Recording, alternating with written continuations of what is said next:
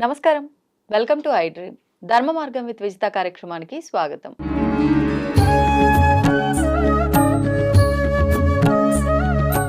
ప్రస్తుతం మనతో పాటు ఉన్నారు శ్రీ కామాఖ్య అమృత శోధన సంస్థ వ్యవస్థాపకురాలు వేణుశ్యామ గారు. ఇప్పుడు అమ్మతో మాట్లాడి మరిన్ని విషయాలు తెలుసుకుందాం. నమస్కారం అమ్మా. అమ్మ, మనం ప్రస్తుతం ఉన్నది విశ్వావసునామ సంవత్సరం. ఇప్పుడు వెళ్ళబోతోంది శ్రీ పరాభావనామ సంవత్సరం. అంటే పేరు వినగానే కొంచెం అన్నిటికీ మనకు ఇబ్బందికరంగా ఉంటుందేమో అనే వాతావరణం చాలామంది అనిపిస్తుంది, చాలామందికి కూడా. నిజంగా సంవత్సరంలో అంటే సంవత్సరం ఏ నేమ్‌తో అయితే అంటే ఏ నామంతో అయితే మొదలవుతుందో దాన్ని బట్టి ఏడాదంతా ఉంటుందా? మన హిందువులందరికీ మన ప్రతి పండగ కూడా ఒక్కొక్క విషయాన్ని తెలియజేస్తుంది. ఈ పండగ నుంచి మనం ఏం నేర్చుకోవచ్చు? దాని గురించి వివరించండి. అసలు ఇవన్నీ పట్టించుకోకూడదని నాకనిపిస్తుంది. ఆ! ఆ పేరు ఎందుకు పెట్టారు అనంటే నిజం చెప్తే ఇవన్నీ ఒక ఋషుల పేర్లే. హ్మ్. ఇక్కడ చాలామంది పరాభవం అంటే అవతల వాళ్ళు మన్నేదో నిందిస్తారు అని అనుకోవడం. కానీ భవములు అంటే అర్థం ఏమిటి? మనలో ఉన్న ఈ సంసారం ఏదైతే ఉందో భావం ఎమోషన్స్ హ్మ్. వీటిని అంటే పరాభవము అంటే అర్థం ఏమిటి అని అంటే ఆ ఒక్క అర్థమే తీసుకోక్కర్లే. మన ఎమోషన్ని మనం ఇప్పుడు నేను మీ ఎమోషన్ని బ్యాలెన్స్ చేస్తానండి అని చెప్పాననుకో, ఎలా చేయగలుగుతాను చెప్పండి? హ్మ్. నేను బ్యాలెన్స్‌గా ఉంటే కదా! అంతే. అంతేనా? అవును. అంతేకాని నేను ఇంబాలెన్స్‌గా ఉంటే మిమ్మల్ని నేను బ్యాలెన్స్ చేయగలనా? లేదు. ఈ సృష్టిలో ఎవరైనా?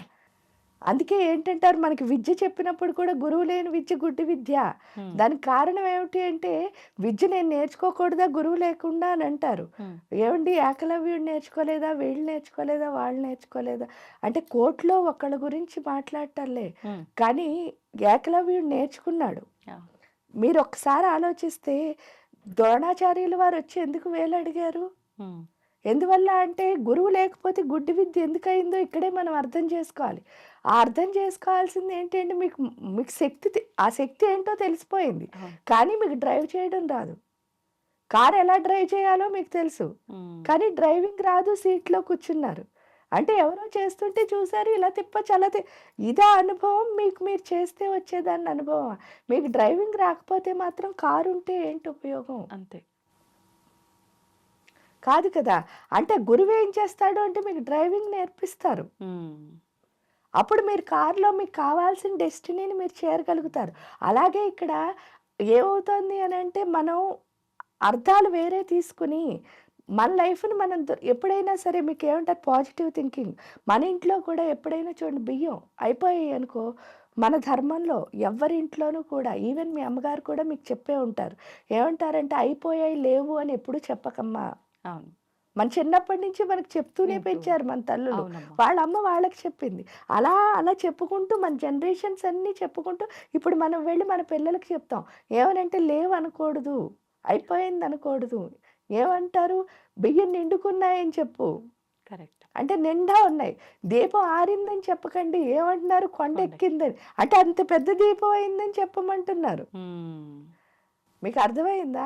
ఎందుకలా పాజిటివ్‌గా థింక్ చేయమన్నారు అనంటే, మనం ఏదైతే రిపిటేటివ్‌గా రిపీట్ చేస్తున్నామో అది మంత్రం అయిపోతోంది. ఇక్కడ ప్రతిసారి చూడండి పరాభవం అంటే మీకన్నీ నిందలే వస్తాయండి, ఇవొస్తాయండి, అవొస్తాయండి అని మనం 10 సార్లు చెప్పుకున్నాం అనుకో, వచ్చేవేమిటి చెప్పండి? అంతే. అవే వస్తాయి. కానీ ఇక్కడ పరాభవము అంటే అర్థం ఏమిటి అనంటే, మన లోపల ఏదైతే ఈ యొక్క ఎమోషన్స్, ఇన్నర్ ఎమోషన్స్ ఉన్నాయో, భవములు అంటే అవే కదా! హ్మ్. భవరోగములు అంటే అర్థం ఏమిటి? లోపలున్న ఏదైతే 2 ఎమోషన్స్ మనకున్న కన్‌ఫ్యూజన్స్ హ్మ్. ఉందా? లేదా? అవునా? కాదా? చేయనా? వద్దా? ఇలా కొట్టుకుంటూ ఉంటాం. లేపోతే అయ్య బాబోయ్! ఇక్కడికెందుకు వెళ్ళాను? ఈవిడతో నాకేం ఇలాంటివన్నీ మనకి పిచ్చి పిచ్చి అవును. ఆలోచనలు. ఆ ఆలోచనలతో మనకి మనం భయపడుతూ ఏం చేస్తున్నావు? భయాన్ని పక్క వాళ్ళకి అందిస్తున్నాం. ఇప్పుడు ఏం చెప్తున్నారు? ఈ ఉగాది నుంచి మనకు కొత్త సంవత్సరం. వసంత మాసం. దాన్ని ఎప్పుడు చూడండి. దాన్ని ఎప్పుడు ఏమన్నారు? వసంతము. వసంత ఋతువు. హ్మ్. వసంత ఋతువు అంటే ఏంటి? రంగులు. అంటే కలర్‌ఫుల్‌గా కలర్‌ఫుల్. ఉంటుంది మన జీవితం అని. ఆ అవును. ఋతువే కలర్‌ఫుల్‌గా ఉంటుంది. హ్మ్. చూడండి చెట్లు చిగురిస్తాయి. అవునమ్మా. కోకిల కూస్తుంది. అన్నీ మంచే వస్తున్నాయి. హ్మ్. అంటే మన లోపల మాత్రం చెడు ఎందుకు వస్తుంది చెప్పండి? అదే కదా! ఎప్పుడైతే ఈ భవరోగములు తగ్గాయో అప్పుడు ఏమవుతుంది అంటే అందరిలో ఉన్న ఎమోషన్స్ తగ్గించగలుగుతాం. ఎప్పుడైతే ప్రకృతి అంతా ఎమోషనల్లెస్‌గా ఉందో అప్పుడు నేచర్ కెలావిటీస్ అన్నవి ఏమవుతాయి? తగ్గుతాయి. ఈ గ్లోబల్ వార్మింగ్ నేచర్ కెలావిటీస్ తగ్గితే నిజంగా వసంతాన్ని మనం చూడగలుగుతాం. అది మనకు అర్థం అవ్వడానికే ఉగాది. అవును. పరాభవనామ సంవత్సరం అంటే తప్పు కాదు. కానీ మనం ఎలా థింక్ చేస్తే అదే మనకొస్తుంది. ఆ! అందుకే నేనంటే జ్యోతిష్ శాస్త్రము అన్నది చాలా గొప్పది. అవును.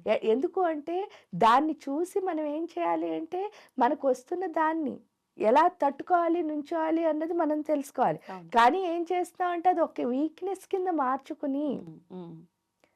మనని మనం ఏం చేస్తున్నాం? తగ్గించుకుంటా. తగ్గిచ్చేసుకుంటున్నాం.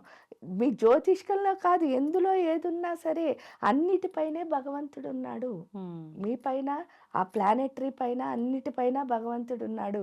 ఆ భగవంతుడిని కనుక మనం కనుక ప్రతి పట్టుకుంటే. క్షణం చి ఏంటి అంటే భగవంతుడి అనుగ్రహం మన పైన ఉందనుకోండి, ఈ హ్మ్. గ్రహాలు ఏవైనా పనిచేస్తాయా?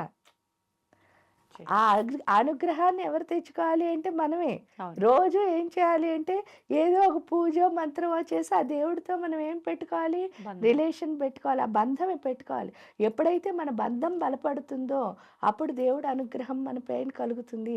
కలిగితే ఇవేవి పనిచెయ్యవు. ఆ! మనలో ఉన్న శక్తిని మనమే బయటకి తీసుకోవాలి. ఎప్పుడైనా సరే ఒక శాస్త్రం ఏం చేయాలి అనంటే అదేంటంటే శ్రీ విద్య ఉపాసన అయినా సరే హ్మ్. లేకపోతే మంత్రశాస్త్రం, ఈ వేదాలైనా సరే, లేదా జ్యోతిష్ శాస్త్రమైనా సరే, ఇంకే శాస్త్రమైనా సరే, ప్రతి శాస్త్రం కూడా హ్మ్. మనలో ఉన్న శక్తిని పెంచాలి. ఆ! మన ఇండివిడ్యువాలిటీ, మనం నుంచునే స్థితి, మన ఆత్మశక్తి, ఆ! మన కాన్ఫిడెన్స్ ఇవన్నీ పెంచాలి. అంతే తప్ప అవన్నీ మన బలహీనతలు కాకూడదు. హ్మ్. మన బలాలవ్వాలి. అదొక్కటి తెలుసుకుంటే ఈ ఉగాది నుంచి మనం ఏమవుతాం అంటే వసంతంలోకి అడుగుపెట్టి మనమే మంచి కలర్‌ఫుల్ వరల్డ్‌ని సృష్టించగలుగుతాం. సృష్టిస్తాం. కాబట్టి ఈ మంత్రాలు ఎందుకు చదవమంటారు అంటే ఆ శక్తిని మనం అంటే మనలో ఉన్న బలాన్ని మనం తెలుసుకోవడానికే ఏ విద్య అయినా ఉపయోగపడుతుంది. హ్మ్. అది తెచ్చుకోవడానికే మనం మంత్రశాస్త్రం మీద ఆధారపడ్డాం. అవును. కాబట్టి ఎంత మంత్రజపం చేస్తారో అంత మీలో ఉన్న స్ట్రెంగ్త్‌లు మీరు తెలుసుకుంటారు. అప్పుడు బలహీనతలను వదిలేస్తారు. హ్మ్. మనకి ఏ గ్రహము కూడా తప్పు చేయడానికి రాదు. ఆ! ఎప్పుడైనా సరే ఒకటి అనుకూలంగా చేయించొచ్చు, ఒకటి ప్రతికూలంగా ఇప్పుడు చూడండి పిల్లలు ఏదైనా తప్పు చేశారనుకోండి, అవును. బుజ్జగించి చెప్పేవాళ్ళు ఉంటారు. ఆ! కోపంగా చెప్పేవాళ్ళు ఉంటారు. 2 ఎందుకు అని ఒకసారి ఆలోచించండి. హ్మ్. బుజ్జగించి చెప్పినా, కోపంగా చెప్పినా వాళ్ళు బాగుపడ్డానికా కాదా? అంతే అమ్మా. అంతేకాని వాళ్ళు చెడిపోవాలని చెప్పి తల్లిదండ్రులు ఎవరైనా ఉంటారా? అనుకోరు. ఉండరు కదా! ఎందుకంటే పిల్లలు ఎదగాలన్నదే తల్లి, తండ్రి అవును. ఇష్టం. అవును. కాబట్టి అది ఎలా చెప్పినా సరే వాళ్ళ ఎదుగుదలే కోరుకుంటున్నారు వీళ్ళు హ్మ్. ప్యూర్‌గా. నిజం. వాళ్ళ మంచే కోరుకుంటున్నారు. అది ఎవరు అర్థం చేసుకుంటారో ఆ పిల్లలు ఏమవుతారు అంటే గొప్పగా వృద్ధిలోకొస్తారు. వృద్ధిలోకొస్తారు. అది మనకు అర్థమైందా? శాస్త్రం ఎప్పుడూ మన బలం అవ్వాలి, బలహీనత అవ్వకూడదు. హ్మ్. కాబట్టి పరాభవం అంటే మనలో ఉన్న భవరోగములు తగ్గించుకొని ఈ అంటే మనం ఎంత గొప్పగా ఎదిగితే ఈ సృష్టినంతటిని అంత గొప్పగా ఎదిగించగలము అన్నది మనకి ఆ నామ అర్థమవుతుంది. సంవత్సరం చెప్తోంది. కాబట్టి దాన్ని అర్థం చేసుకున్నామా మనం ముందుకి హ్యాపీగా వెళ్ళి ఈ వసంత మాసం నుంచి చక్కగా గ్రీష్మ ఋతువు, అలా శిశిర ఋతువు వరకు వెళ్ళి ప్రతి ఋతువులోనూ ఒక్కొక్క అందాన్ని, ఒక్కొక్క ఆనందాన్ని పొందగలుగుతాం. అంతే అమ్మా. అమ్మ ఆలయానికి వెళ్ళినా ఖచ్చితంగా ప్రదక్షిణ చేసిన తర్వాతే స్వామి దర్శనానికి వెళ్తాము. ఇంట్లో పూజలు, వ్రతాలు చేసినా ఖచ్చితంగా ప్రదక్షిణ చేస్తాము. కనీసం ఆత్మ ప్రదక్షిణ అయినా చేసుకోవాలి అని జెప్పి అంటూ ఉంటారు. ఎందుకు ఈ ప్రదక్షిణకి ఇంత ప్రాధాన్యత? ఇక్కడ ప్రదక్షిణము అన్నది ఎక్కడుంది అంటే మనం చూస్తే భూమి సూర్యుడి చుట్టూ తిరుగుతుంది. తన చుట్టూ తాను తిరుగుతుంది. అవును. మీరు చూసినప్పుడు అంటే మనం ఇక్కడ కూర్చున్నామని అనిపిస్తూ ఉంటుంది. కానీ మనం అలా తిరుగుతూ తిరుగుతూనే ఉంటాం. ఉంటాము అని మనం వింటున్నాం. అసలు ఇది తిరగడం ఎందుకు? అని ప్రశ్నించుకుంటే ఈవెన్ హ్మ్. మీరిందాక అడిగిన బృందావనం వెళ్ళినా, ఏ ఊరు వెళ్ళినా సరే పరిక్రమ అని ఉంటుంది. పరిక్రమ అంటే మొత్తం ఆ ఊరు చుట్టూ తిరగడం. లేతే ఒక గుడికెళ్లారు. హ్మ్. ఆ గుడి చుట్టూ తిరగడం. మనం 3 హోమం చేశారు. హోమగుండం చుట్టూ తిరగడం. ఇది హ్మ్. ఎందుకు చేస్తున్నాము అనంటే ఒక ఏదైనా ఒక పదార్థాన్ని తీసుకొని ఇప్పుడు సపోజ్ ఆధ్యాత్మికంగా చూస్తే ఆ! ఇప్పుడు సైన్స్ ప్రకారం చూస్తే భూమి సూర్యుడి చుట్టూ తిరుగుతోందని చెప్తున్నారు. అవును. ఆధ్యాత్మికంగా చూస్తే సూర్యుడే భూమి చుట్టూ తిరుగుతున్నాడని చెప్తారు. అవును. ఏదైనా కూడా ఈ తిరగడం అన్నది కామన్. కామన్. ఈ తిరగడం ఎందుకు అంటే ఒకదాన్ని దేన్నైనా అంటే ఒక పదార్థాన్ని దేన్నైనా సెంట్రలైజ్ చేసి హ్మ్. దాని చుట్టూ మనం తిరగడం ద్వారా ఏమవుతోంది అంటే ఇక్కడ దక్షిణం. ఆ! అంటే నువ్వేమంటున్నారు? దక్షిణం దక్షిణం వైపు నుంచి. తిరుగుతూ మనం ఎటువైపు వస్తున్నామంటే హ్మ్. వామం వైపు వస్తున్నాం. ఈ దక్షిణం వైపు తిరగడంలో ఏంటి అంటే ఈ సృష్టి అంతా ఏ తత్వంలో ఉంది అని ఒక్కసారి ఆలోచించుకుంటే అక్కడ ఎనర్జీ ఎలా ప్రొడ్యూస్ అవుతుందో మనకు అర్థమవుతుంది. అంటే ఆ హ్మ్. తిరగడంలో. తిరగటంలో. తిరగడంలో ఎనర్జీ ఎలా ప్రొడ్యూస్ అవుతోంది అనంటే దక్షిణం. అంటే ఏంటంటే మొత్తం సృష్టి అంతా అర్ధనారీశ్వర తత్వంలో ఉంటే దక్షిణ భాగం అంటే శివయ్య ఉంటారు. ఓహో! మీరు చూస్తే. అంటే కుడివైపు ఎవరున్నారు? శివుడే కదా! శివుడున్నాడు. ఎడమ వైపు ఎవరున్నారు అంటే అమ్మవారు. అమ్మవారుంది. మనం ఏం చేస్తున్నాం? శివుడి నుంచి స్టార్ట్ చేసి అమ్మ వైపు వస్తున్నాం. హ్మ్. అంటే జ్ఞానాన్ని ఒక్కొక్క దాన్ని సంపాదించుకుంటూ హ్మ్. నువ్వు ఫైనల్‌గా ఎందులోకి కలుస్తున్నావు అంటే శక్తి. శక్తి. ఎందుకంటే నీకు జ్ఞానం వస్తే సరిపోదు. సపోజ్ చూడండి చాలా మందికి బోలెడంత జ్ఞానం ఉందనుకోండి. హ్మ్. వాళ్ళ దగ్గర ఎనర్జీ లేదు. ఆ! ఏం చేస్తారు అనంటే కామ్‌గా కూర్చొని వాళ్ళ పని వాళ్ళు చేసుకుంటూ ఉంటారు. అప్పుడు వాళ్ళకొచ్చిన జ్ఞానానికి విలువ ఏమైనా ఉంటుందా? ఎందుకు ఉపయోగం. అంటే మీరు ఒకటేదో దాంట్లో జ్ఞానం సంపాదించారు అంటే అది స్ప్రెడ్ చేయడం ద్వారానే ఏమవుతోంది అంటే మీతో పాటు చాలా మందికి ఏమవుతుందది? ఉపయోగపడుతుంది. ఉపయోగపడుతుంది. అవును. అంతేకాదు మీలో మీరు దాచేసుకున్నారనుకోండి, దానివల్ల మీకైనా ఉపయోగం ఉందా అంటే లేదు. తెలీదు. ఎందుకంటే మీరు కామ్‌గా ఉంటారంతే. అవును. మీకు ఉపయోగం లేదు. ఎట్ ది సేమ్ టైమ్ మాకెవరికీ మీకేమొచ్చిందో అర్థం అవ్వదు. హ్మ్. అంటే మీకు తెలిసినది మాకు తెలీదు. ఆ! మళ్ళీ ఎవరో ఇంకోళ్ళు కొత్తగా దాన్నే కనుక్కోవాలి. అంటే ఇట్స్ వేస్ట్ ఆఫ్ టైమ్ ఒక రకంగా అంతే. చెప్పాలి అంటే. అవునమ్మా. శక్తి ఒక్కటే ఉంది. హ్మ్. సపోజ్ జ్ఞానం లేదు. అంటే చూడండి మీరెప్పుడైనా ఇంట్లో ఎవరు అంటే ఇది మామూలుగా జనరల్‌గా ఇళ్లల్లోనే చూస్తాం. ఏదో పెళ్ళిళ్ళో ఏవో అవుతున్నాయి. హ్మ్. చాలామంది అందరూ ఉంటారు. హ్మ్. కానీ ఒకళ్ళు మాత్రం ఉంటారు. ఏంటంటే హడావిడి. గాబరాగా చాలా చాలా టెన్షన్ పడిపోతూ అన్ని పనుల్లోనూ దూరిపోయి అన్ని పనుల్ని పాడు చేసేస్తారు. అంటే ఆవాలు పట్టుకుంటే ఆవాలు, శనగపిండి పట్టుకుంటే అన్ని కింద పాడేయడం. అంటే వాళ్ళ దగ్గర ఏముందంటే శక్తి ఉంది. శక్తి ఉంది. కానీ దాన్ని ఆర్గనైజ్డ్‌గా ఎలా చేయాలి అన్న విచక్షణ జ్ఞానం ఏమి లేదు? లేదు. లేదు. అంటే ఉత్తి శక్తున్నా గూడా మనకేం లేదు అంటే ఉపయోగం ఉపయోగం లేదు. లేదు. అంటే మనకి జ్ఞానం లేదనుకోండి, మన దగ్గర శక్తి మాత్రమే ఉంది. ఇప్పుడు మీ దగ్గర బియ్యం ఉన్నాయి, నీళ్లున్నాయి. అవి కలిపి అన్నం వండాలని తెలియలేదనుకో, అప్పుడు ఆ అంతేగా. బియ్యానికి నీళ్లు ఏం చేసుకుంటారు మీరు? మీ కడుపు ఆకలైతే ఊరుకోదు గదా! అంతే. ఒంటిగంట అయ్యేసరికి ఏమవుతుంది? బెల్ బెల్ల కొడుతుంది. కొడుతుంది. కొట్టినప్పుడు లోపలికి ఏదో ఒకటి పడాలి. పడాలంటే మీకు అలా వండాలని తెలియాలి. తెలియ అంటే అక్కడ లేనిది ఏంటి అంటే జ్ఞానం. హ్మ్. అంటే శక్తి ఉంది. ఉంది. జ్ఞానం లేదు. హ్మ్. ఇక్కడికొచ్చేసరికి ఏంటి అంటే ఈ శక్తి, జ్ఞానం విడివిడిగా ఉన్నా సరే మనకు ఉపయోగం లేదు. హ్మ్. అందుకని వీళ్ళేం చేస్తున్నారంటే ఆడ దేవాలయానికెళ్ళాం సపోజ్. ఆ గుడిలో సెంట్రలైజ్‌గా ఎవరున్నారంటే మీరు చూడండి మధ్యలో దేవుడిని పెడతారు.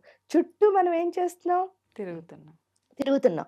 తిరగడం ద్వారా ఆ మధ్యలో ఉన్న దేవుడి దగ్గరున్న మంత్రశక్తి ఏం చేస్తోంది అంటే, మనకి జ్ఞానాన్ని ప్రసాదించి అలా స్లోగా ఇటు తీసుకొచ్చి ఏంటంటే అలా మనం ఎన్ని సార్లు తిరుగుతున్నామో అంత జ్ఞానం, అంత శక్తి అన్నది వస్తోంది. హ్మ్. ఎప్పుడైతే అదొచ్చిందో మనం ఏ పని చేసినా సరే చాలా మంచిగా ఉంటుంది. అంతేకాదు ఇదొక్కటే అని కాదు ఒక నైవేద్యం పెట్టడం అనుకోండి, హ్మ్. లేకపోతే ఒక హారతి ఇవ్వడం అనుకోండి, లేకపోతే దాన్నేమంటారు? దీపం పెట్టడం అనుకోండి.